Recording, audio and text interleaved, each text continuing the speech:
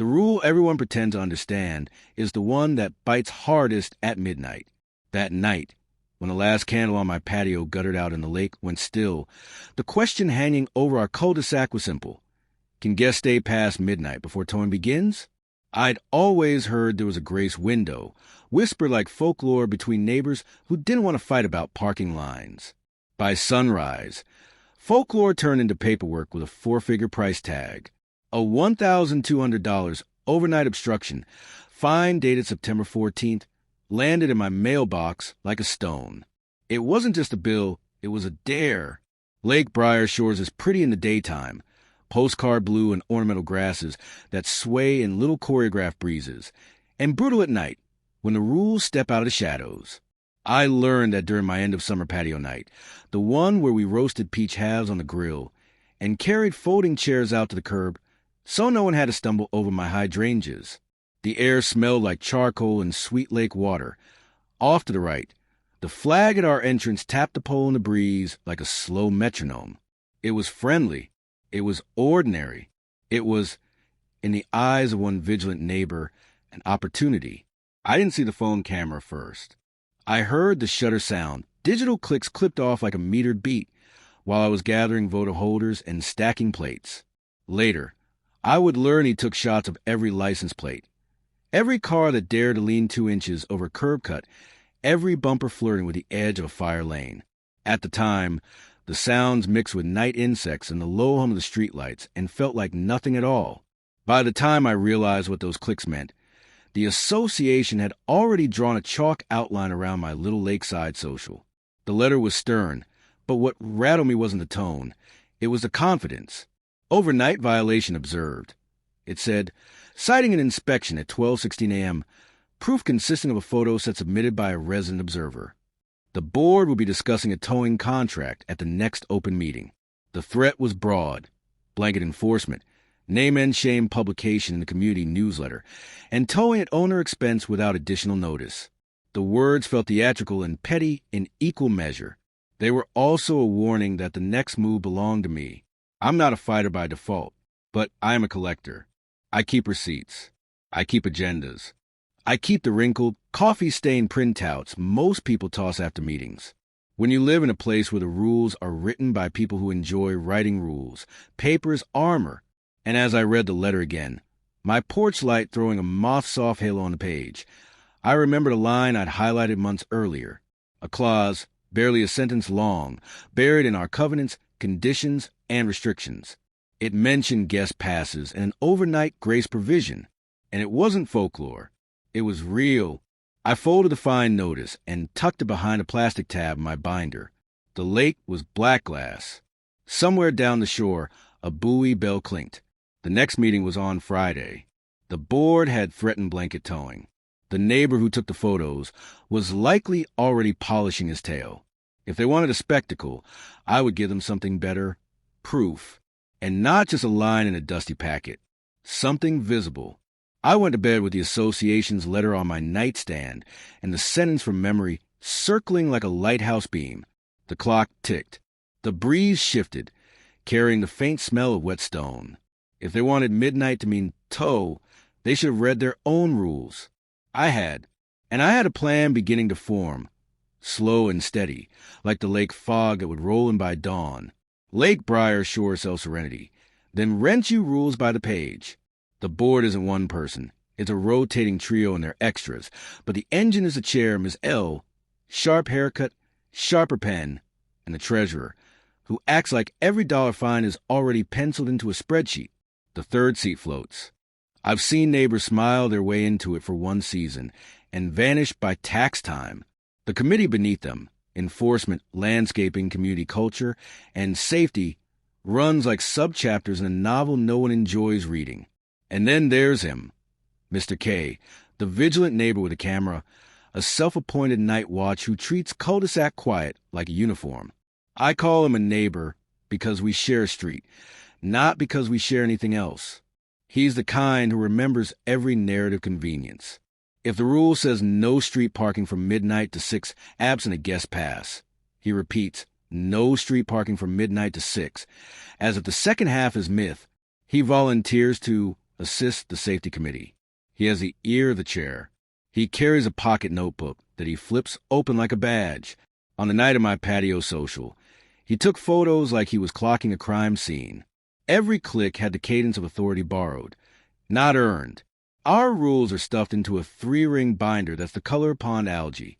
The spine says CC&R in embossed serif capitals, as if to make the acronym seem friendlier. The section that matters to me is the parking portion. I'd studied it when my sister visited last year with her minivan and 2 sleeping kids. I wanted to be sure her car could rest on the street while I made up the guest room. Buried beneath citations and definitions is a sentence I remembered. Overnight street parking shall be prohibited between the hours of 12 a.m. and 6 a.m., except where a vehicle displays a valid guest pass issued by the association, which may be obtained by the hosting homeowner without fee, to be displayed upon the dashboard. I had underlined it. I had even stuck a neon flag beside it. The neon flag was still there. Evidence prop number 1. The first piece of my little arsenal was the document itself. CC&R section 6.2 parking, with my notes. Evidence prop number 2, now joined by the letter, was a fine. The final notice. Overnight obstruction, $1 $200. Stamped September 14th. A final notice, with no prior notice, is a tell. The treasurer would say it's a template. I would say it's lazy. Either way, I slipped the letter into a clear sleeve. The board could quote their power. I would quote their paper. Background here is local politics dressed up as logistics. Our lake roads are narrow. The curb radii are tight. That's the reason they give for strict street rules. Emergency access. I don't disagree with the concern. But we also have stub streets where a single truck could idle and no one would notice. And we have rules that drift with convenience. Enforce when it's easy and ignore when it isn't. In June, the chair's garden tour overflowed every cul-de-sac with SUVs blooming like hydrangeas. No one got a letter. The treasurer called it high-spirited community engagement. In August, a quiet baby shower 2 blocks overspilled 1 sedan onto the bend. That resident received a warning. The difference wasn't safety. The difference was who smiled at whom. On my street, the quiet in September has a texture, thin, like a sheet you can see through if you're too close. The sky hangs lower after sunset. The streetlights hum if you stand beneath them and tip your head just right. You can't smell the lake until the breeze turns, and when it does, the water smells faintly metallic and sweet like wet coins. This is the stage on which we argue about inches of asphalt. And this is where the chair, encouraged by Mr. K's midnight photos, announced an agenda item that snapped everyone awake. Proposal to adopt a towing contract with an outside company, immediate enforcement, to preserve emergency access and community standards, and publication of violations in the monthly email. So everyone may learn from the same example. That line, the public name and shame, landed like a dare. Safety is one thing. Making a spectacle is another. Their argument would pretend to be about fire trucks. Their true project was controlled dress as caution. They wanted compliance wrapped in fear. The neighborhood grapevine whispered that Ms. L already had a towing company on standby. The treasurer had a spreadsheet for projected fine revenue. The floating third member will be convinced by whoever spoke last. And I had an actual rule the chair had apparently forgotten. At first, the neighbors on our block tried to talk around it, careful, like stepping on rocks across a creek. Everyone has guests sometimes. Everyone has moments when overflow parking is sensible and harmless. But nobody wanted the camera pointed at their plates. Nobody wanted their initials in a newsletter. The social I hosted, the one with grilled peaches and candle wax circles on a patio table, turned into a prelude to a vote that could make our streets a no-pause zone after midnight. It felt like the beginning of one of those homeowners association drama tales people shake their heads at and call a HOA nightmare. Except I wasn't watching from a distance. I was standing on the curb, binder in hand, when the wind flicked the pages like a deck of cards. The meeting was set for Friday at 6 p.m. The notice hung on the bulletin board near the mail kiosk, the pushpin crooked. I took a photo of the agenda. Evidence prop number 3. Agenda excerpt item 5. Towing policy proposal. Name and shame newsletter section. If they were going to waive paper, I would wave paper too. The night before the vote, the sky turned the color of a bruise and then cleared out, leaving a crispness that made even the sidewalk seams look sharp. I made coffee. I flipped through section 6.2 again. Guest passes, no fee, display on dashboard. Then I searched my drawer for the flimsy guest placards they hand out at the office, thinking they were little more than window dressing. I found a stack, half bent, with a space for a date and the homeowners unit. The policy that the board was pretending didn't exist had its own props, ready to be used. Section 3 didn't start as a fight. It started as a whisper. Little things. A neighbor 2 houses down told me the enforcement committee had left a yellow slip on her windshield at 11:58 p.m., warning of a midnight rule. She moved the car and still got a note in her file. Another friend texted that cameras were going up, doorbells pointed at the street, for safety. We all know what that phrase can cover. I looked at my binder. I looked at the placards. It wasn't that the rule didn't exist. It was that the exception did, and the board was pretending it didn't. The quiet pressure grew. The night breeze pushed against the hollow of my ear and carried the smell of cut grass. The cadence of our block had changed, like a song with a new drumline under it. My phone buzzed with speculation about fines and towing. I walked the cul-de-sac at dusk, counting curb cuts and fire lane paint dashes, the way you count paces before you set a chessboard trap. The question that framed my thinking wasn't whether the rule was reasonable in some abstract sense. It was whether the board could use it like a cudgel while ignoring the guest pass clause. If the chair wanted an example for the newsletter, I would provide one, just not the kind she expected. I would be the homeowner who followed the rule better than the board followed itself. The deadline was baked into the meeting notice. Friday, 6 p.m. That became my first o'clock face I could hold up to the board with steady hands. The chair wanted to ratify towing effective immediately. I wanted to show that immediately was a word bound by their own exceptions. The more I read section 6.2, the more it felt like a hinge. If it swung my way, the entire thread of blanket towing creaked. It's one thing to resist. It's another to design a visible plan. My idea was petty, lawful, and simple.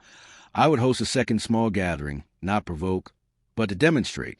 3 cars, all properly parked along the wide segment of our block, each displaying a guest pass, date written in bold, my unit number filled in with block letters. The passes would be bright against the dashboards. The drivers would leave by 12:10 a.m. I chose that time because it pressed the boundary like a finger against glass without cracking anything. And before they left, I would photograph each pass in the beam of a streetlight, so there would be a timed record. The sensory detail mattered. The hum of the lamp, the moth stuttering in the light, because that's how you anchor a claim to a place and a moment.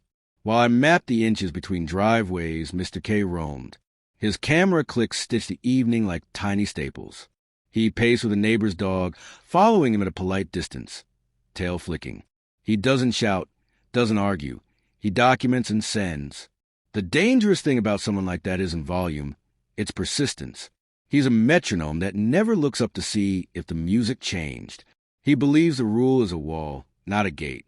He tests the latch. He doesn't ask whose fence it is.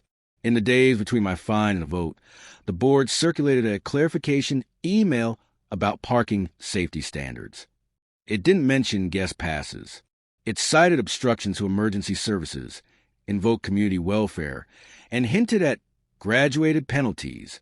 The treasurer is especially fond of that phrase. I printed the email and slid it behind the agenda excerpt. My binder felt heavier, like the weight of an argument settling into its form. On the margin of section 6.2, I wrote in pencil, display pass, take photos, 12:10 departure. The pencil squeaked. The lake wind rattled the reed screens on my porch with a papery hiss. I told myself this wasn't vengeance. It was a demonstration. But underneath that neat word, something sharper coiled. The board threatened a name and shame section, not to educate, but to humiliate. They wanted people afraid to host, afraid to let their guests rest a bumper at the curb while they said goodnight. It was petty. It was performative. And if they went through with it, they would discover that shame can circle back. I wouldn't break a rule. I would follow it so precisely that the performance would be theirs alone.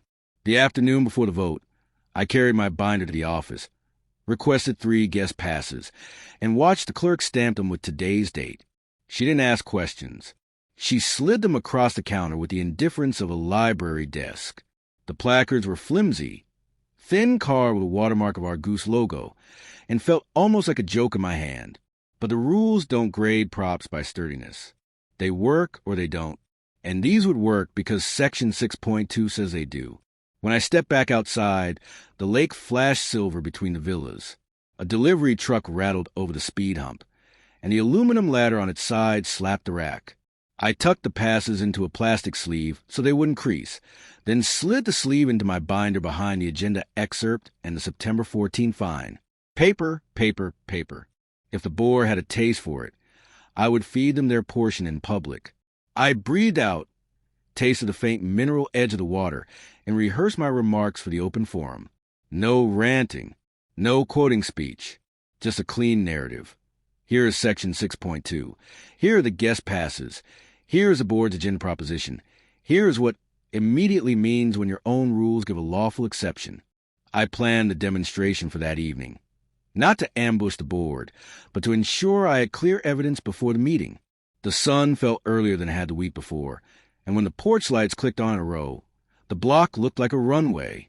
I texted the 3 friends who had agreed to swing by for dessert and a quick stretch on the sidewalk.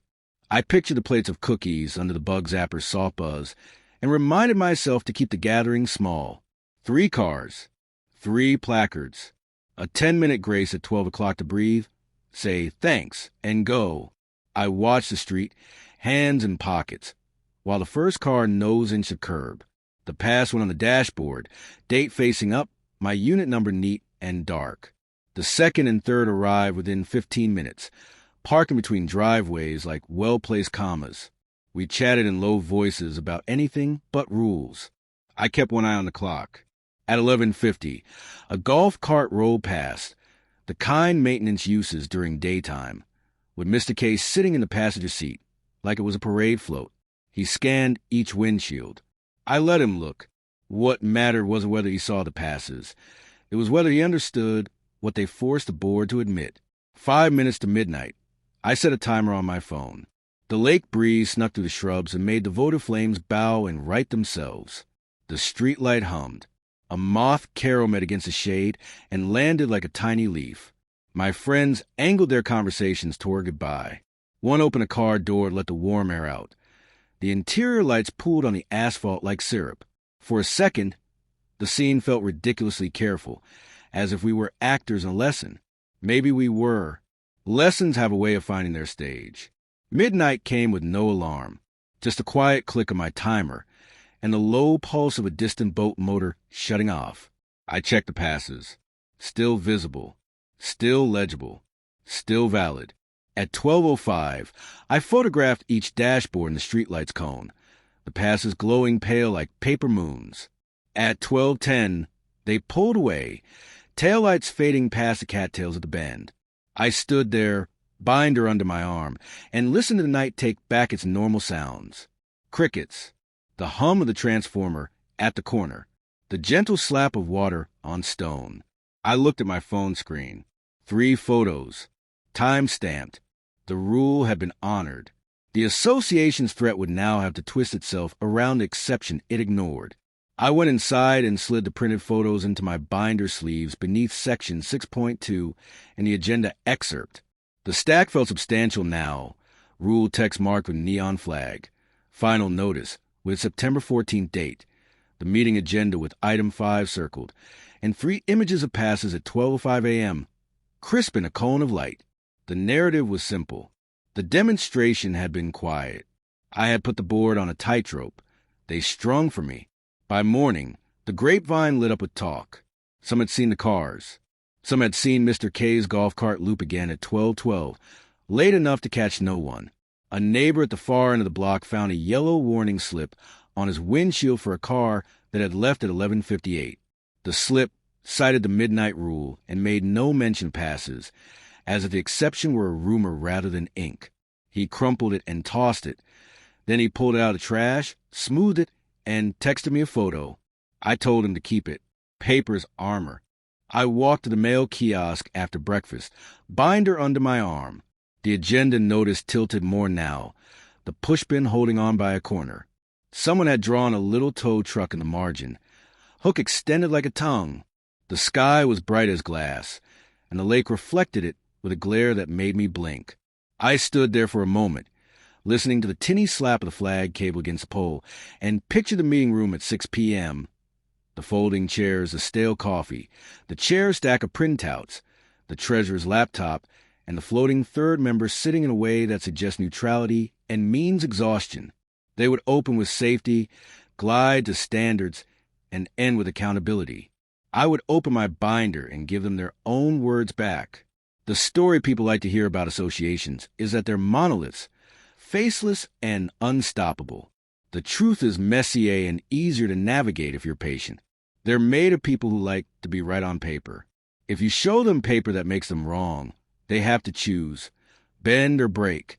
The chair had stood on principle, if you could call it that, in her email.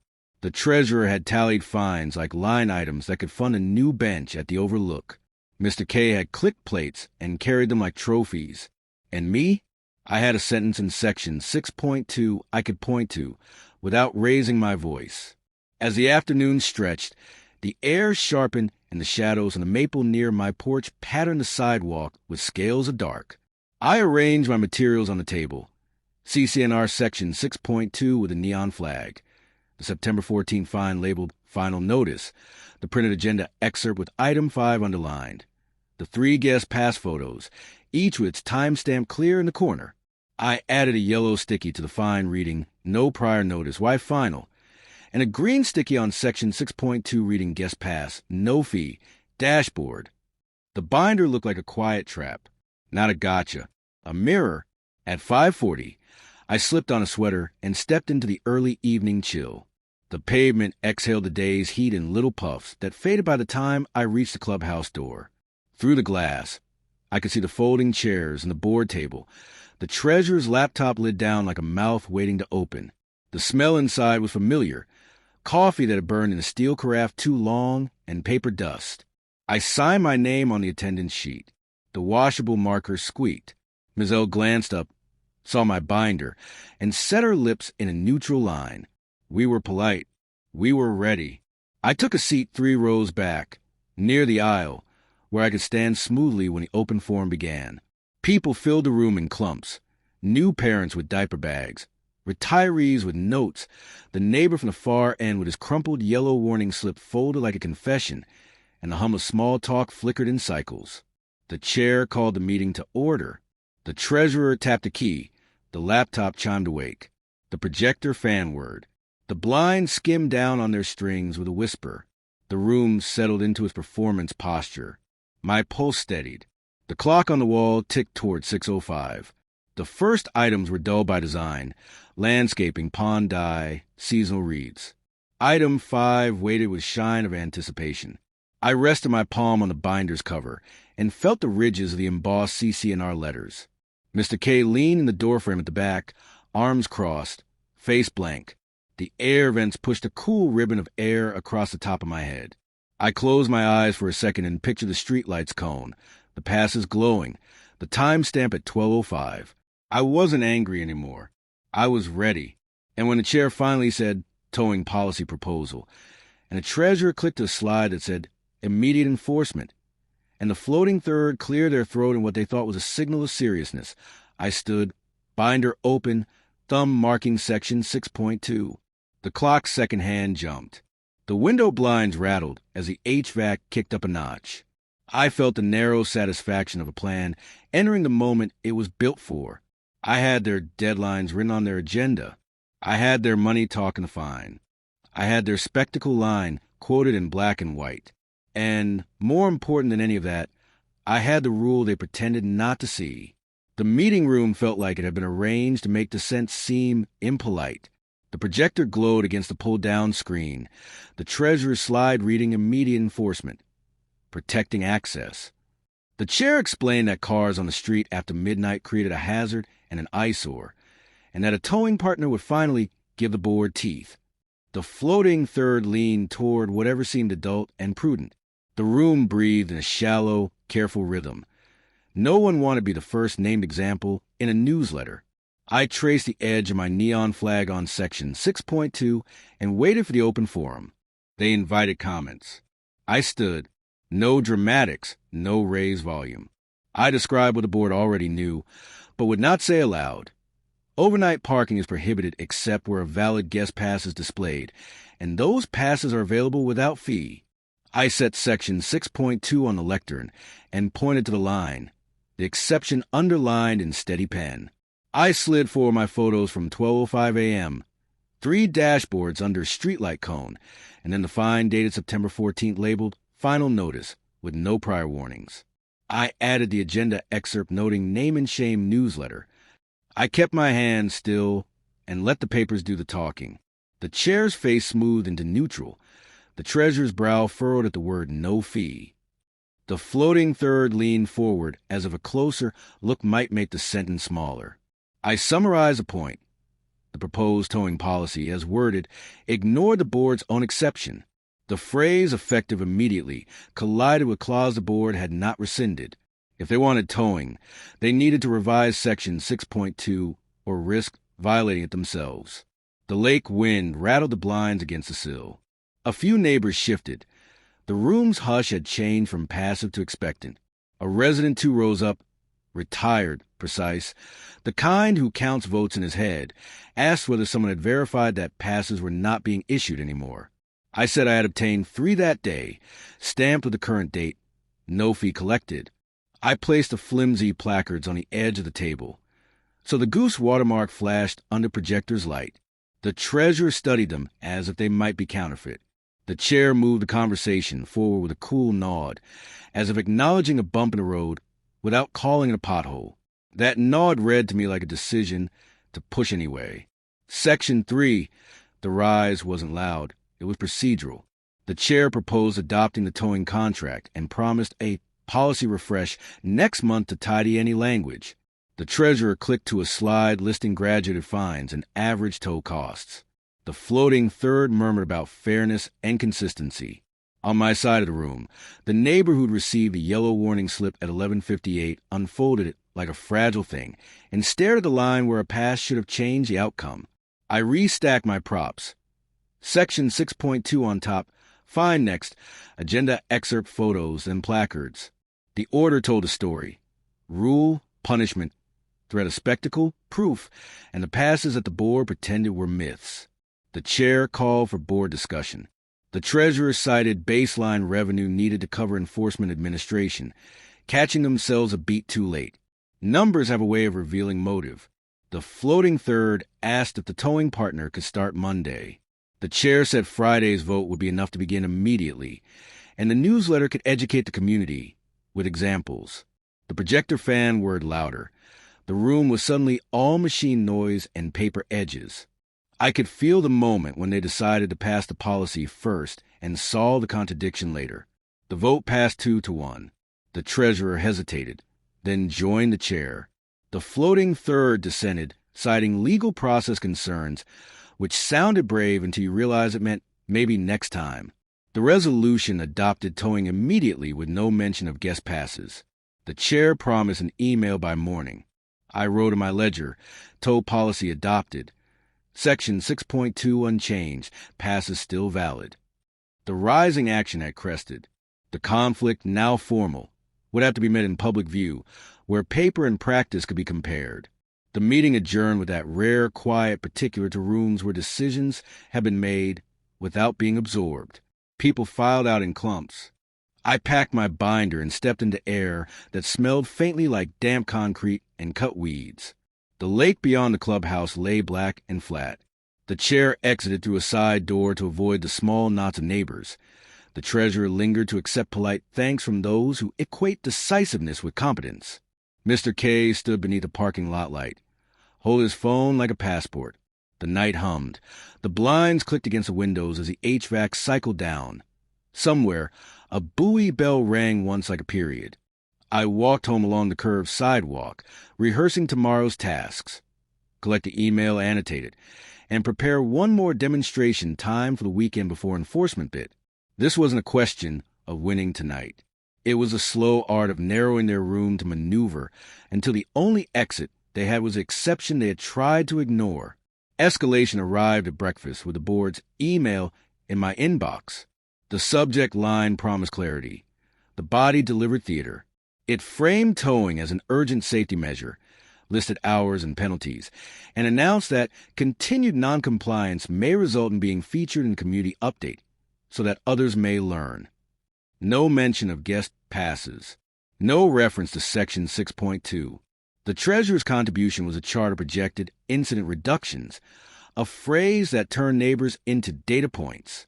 I printed the email and slipped it behind the agenda excerpt. Evidence prop for escalation. Board clarification email. Omits guest pass clause. By noon, a notice appeared on the clubhouse bulletin board. Towing enforcement begins this weekend. Someone had drawn another tow truck in the corner, hook extended like a grin. The maintenance staff stenciled fresh, no parking 12 to 6, along a few curbs as if paint could outweigh paragraph exceptions. A rumor said the towing partner would do a sweep at 12:01 on Saturday. Another gossip thread said the board had already prepared the first newsletter learning examples.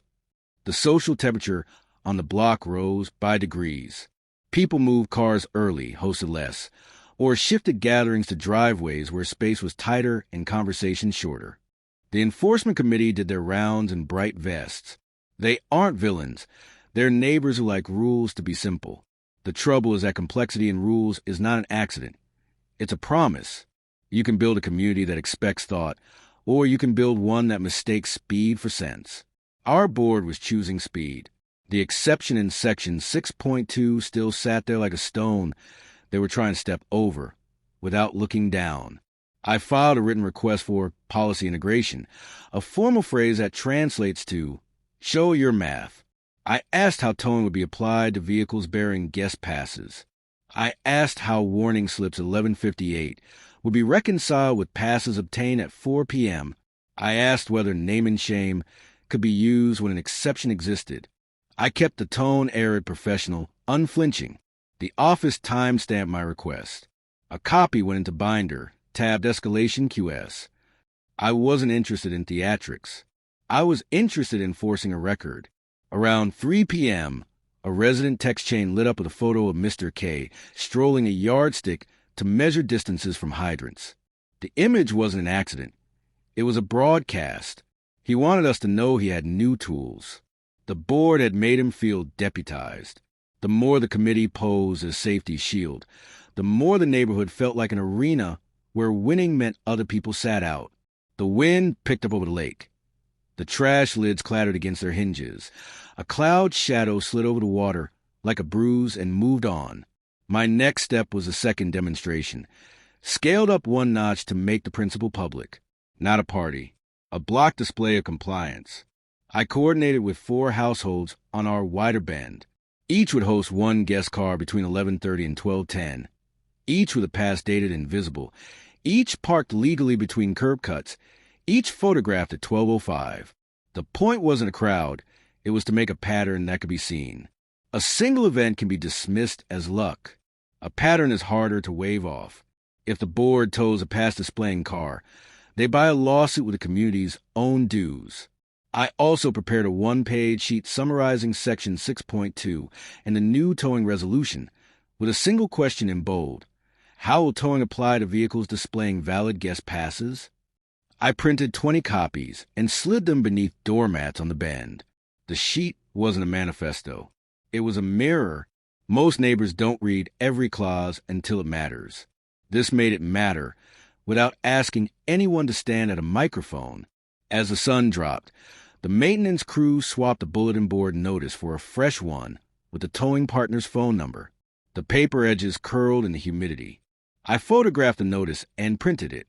Tow partner contact, effective immediately. I wrote beneath the image.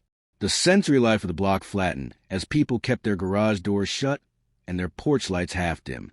We aren't a loud community, but the quiet that night felt watchful.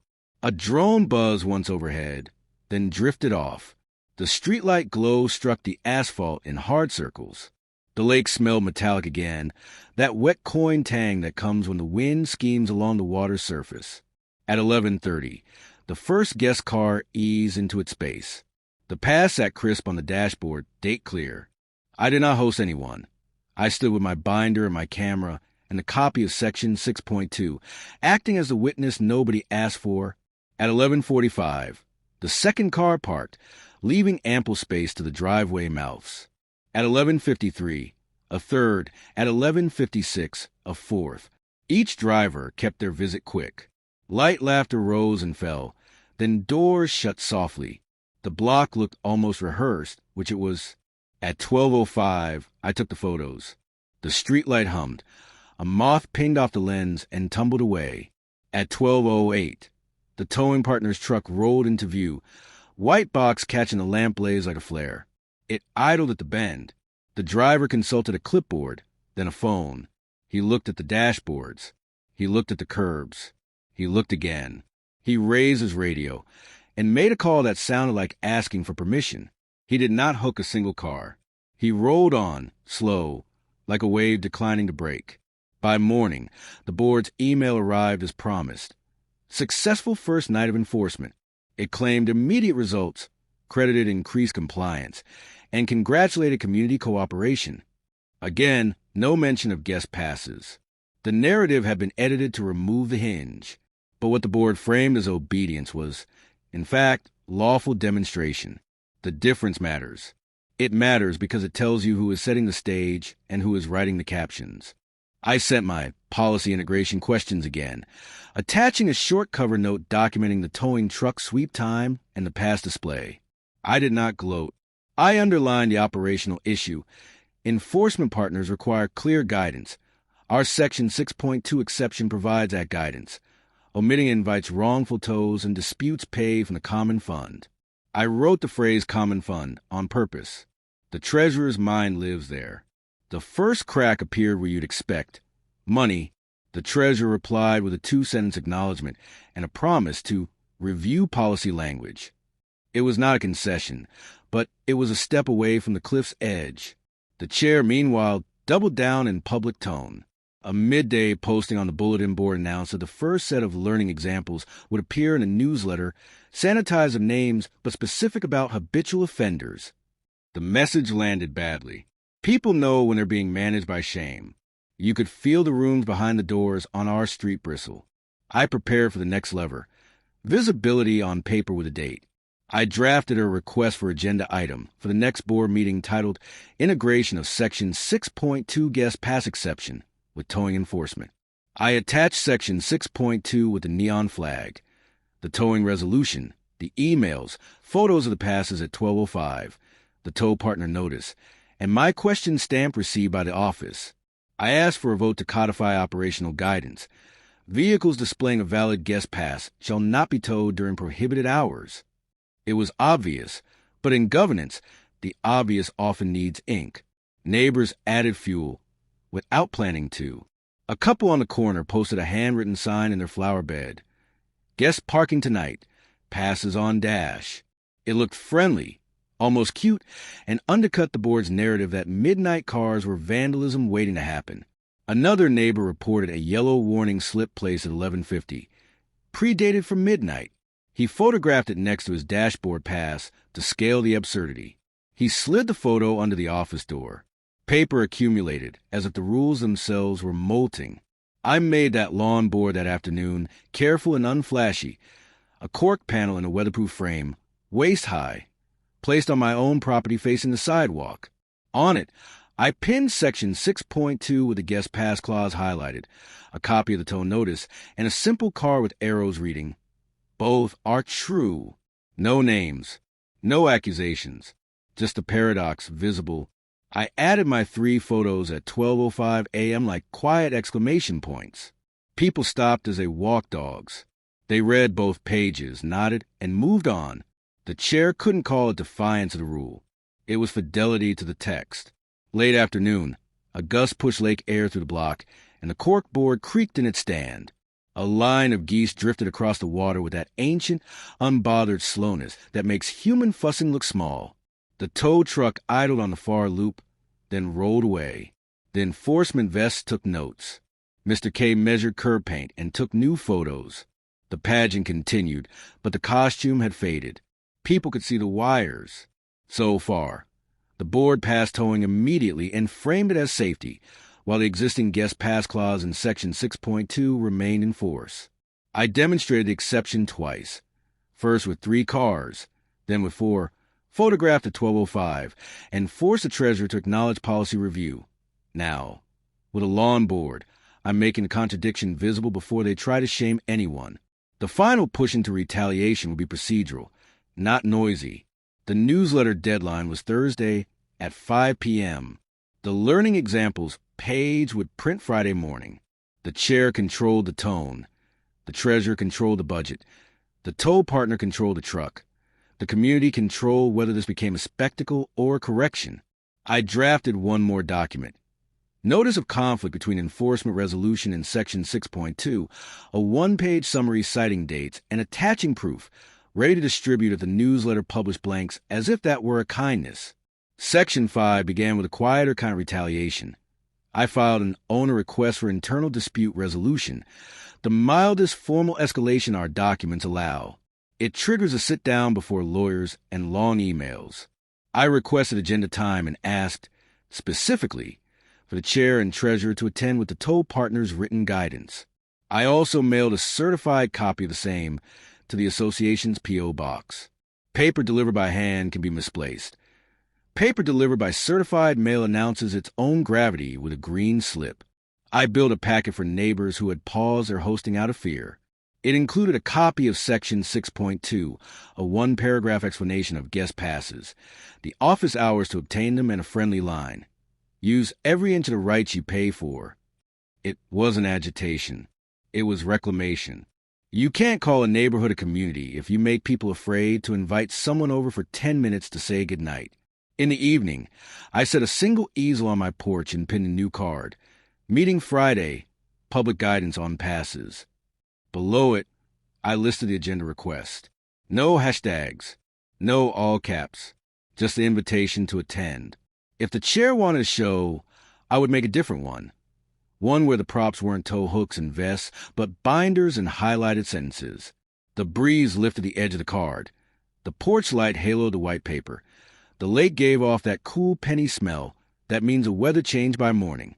Tomorrow I unveil one visible thing the board cannot ignore without contradicting the text on our own sign, on camera at the clubhouse door. The morning of the newsletter deadline, I carried the easel board to the clubhouse door and stood beside it like a docent with single exhibit. Section 6.2 highlighted on one page, the towing notice on the other, arrows between them. The air was cool enough that my breath ghosted once, then thinned. Beyond the glass, the copier rattled like a small train. I didn't block the entrance. I didn't argue. I simply let people read. The sensory detail was minor but steady. The faint ozone of the copier, the rubbery squeak of the doormat, the lake light flashing off parked windshields in short blinks. Neighbors paused, frowned, nodded. A maintenance staffer read the line twice and said nothing. The office clerk looked from the arrows to the tow partner's phone number and back again. The point wasn't noise, it was clarity. If the chair wanted to publish learning examples, she would now do so in a building where the contradiction hung at eye level. I watched the minutes until the newsletter cutoff slide by like notches and kept my binder shut. Everyone who mattered had already seen what they needed to see. I finished Section 5 with the smallest move that makes the biggest ripples.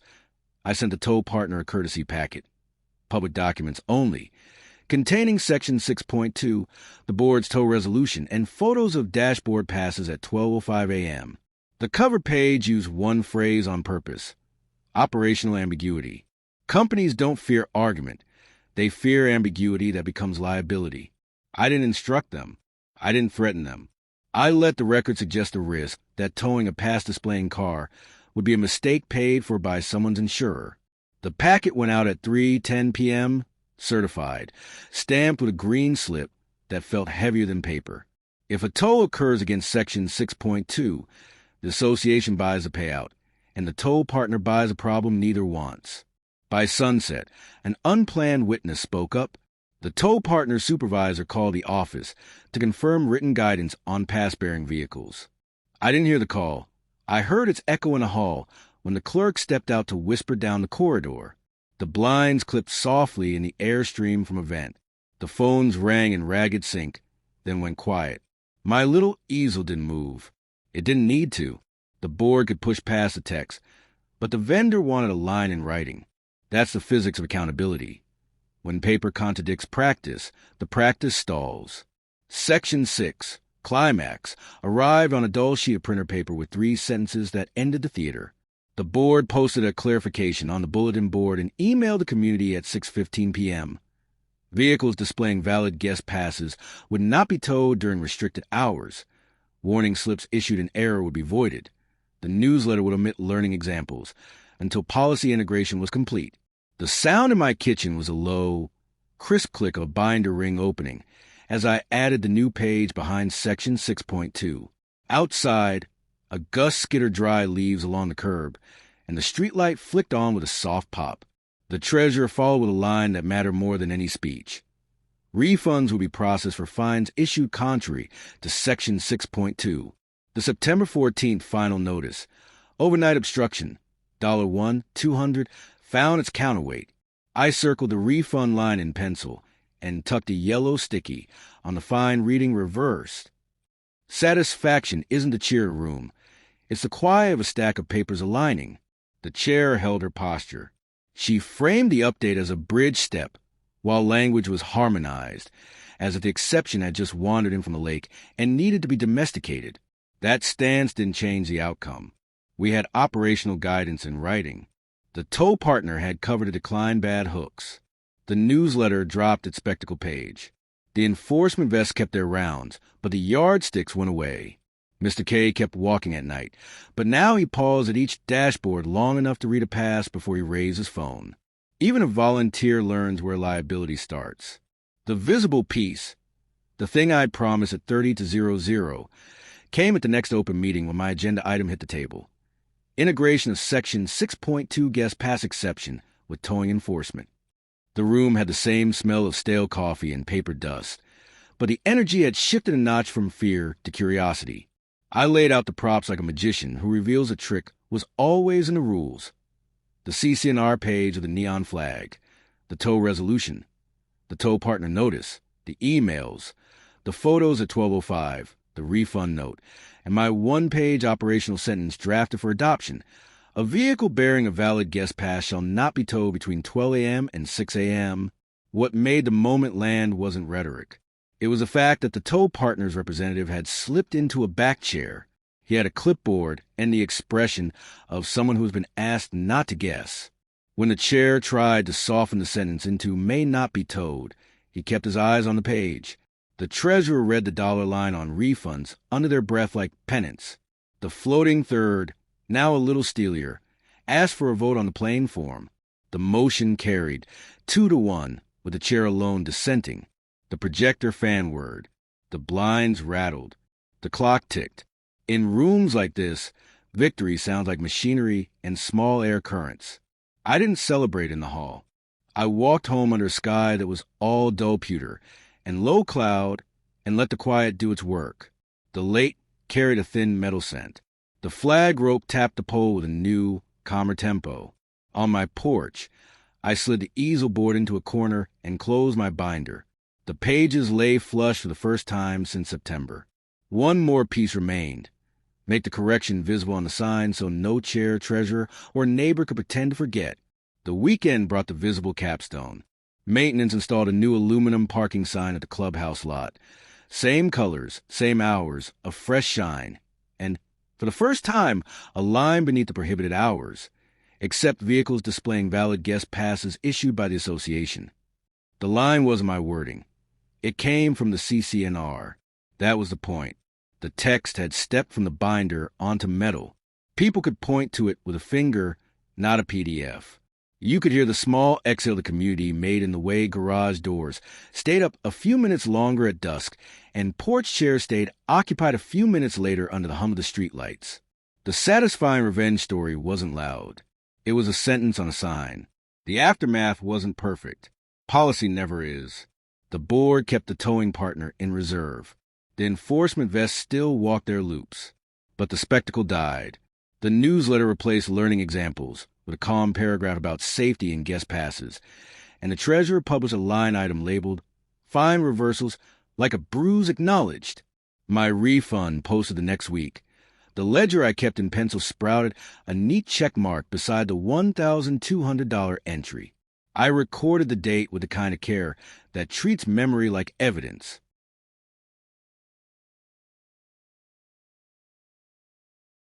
Mr. K didn't vanish from the story. He shifted. He began pausing at the curb to measure his own pauses. He still paced, still hovered near lamplight, still kept his phone at the ready, but the clicks were fewer, the angles less accusatory. He had learned the small humility that paper can teach. On a Wednesday night when the wind pushed the lake smell across the pavement like cool metal, he even turned his phone downward to read a pass, then moved on. That tiny adjustment was the real change. A habit bent back toward the rule instead of away from it. Neighbors returned to an ordinary rhythm. People hosted without the preemptive apology that shame programming tries to install. The couple on the corner took down their guest parking, passes on dash sign, and put out a pot of mums instead. The enforcement committee shifted their updates to potholes and burnout bulbs and found they enjoyed those more. The floating third stayed in their seat and started to ask for text before votes. The chair kept her tone and lost a little of her audience. The treasurer found that the only numbers people clapped for were the ones that showed money returning to the common fund. I kept the binder on a shelf near the door, spine outward, neon flags tidy. I didn't love that it was needed. I did love that it worked. There's a petty satisfaction in watching a threat turn into a correction, especially when the tool is a clause someone tried to ignore. It's not a fever pitch tale. It's a HOA versus homeowner puzzle solved in daylight. The key words people throw around. HOA ridiculous rules, care and neighbor drama, are sometimes blunt instruments. Here, the instrument was a highlighter and time. And if you're wondering whether I kept hosting, yes, with the same care as before. Passes on dashboards, curbs respected, conversations that drift a little past midnight. The street still hums. The moths still ping the shades. The lake still smells like pennies on nights when weather is turning. The difference is that the next morning doesn't carry a dare disguised as a final notice. It carries a normal day, which is a better prize than any fight.